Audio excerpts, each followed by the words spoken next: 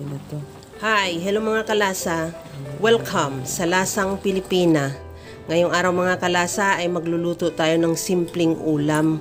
Ganitong luto lang sa isda. Masustansya at magaan pa sa bulsa. Mayroon ako dito 2 pirasong isda. Hindi ko alam kung anong pangalang isda na to. Pero masarap siya. Hiniwa ko lang yan sa gitna at maglagay ako ng bawang, luya,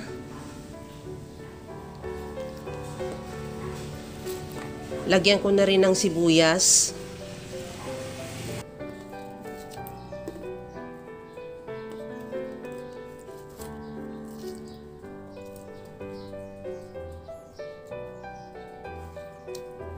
lagyan ko na rin ng kamatis,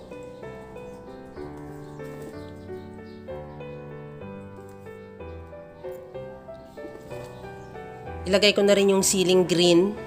2 piraso lang din ang hiniwa ko.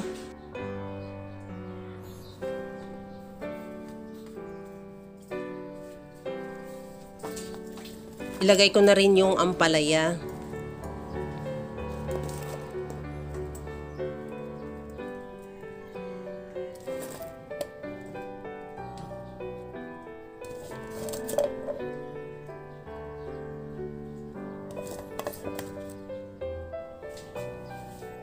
Maglagay din ako ng siling labuyo. Hindi ko lang siya hiniwa para hindi naman masyado maanghang. At maglagay na rin ako ng calamansi juice, patis, suka. Timplahan ko na rin ng asin at paminta.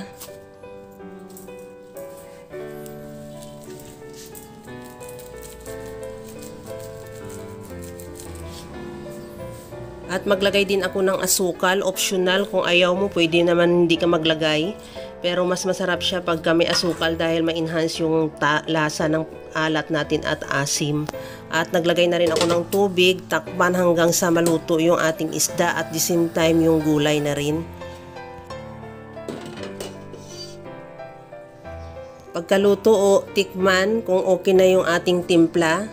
At ready to serve na yan yung ating masarap na paksiw na isda. Mga kalasa, kung nagustuhan mo yung ating video, please like na lang at pakishare na rin sa inyong mga friends. At kung bago ka pa lang sa aking channel, subscribe na at i-click mo na rin ang bell button para sa mga notification. Lipat na lang natin yan sa ating serving plate at ready to serve na. Kaya alam ko mga kalasa, kayang-kaya mo rin tong gawin dahil sa sobrang simple at napakadali niyang lutuin. Kagaya lang lagi sa sinasabi ko na wala namang hindi marunong magluto basta sa simpleng paraan lang. Hanggang sa muli mga kalasa, thank you for watching. Bye-bye!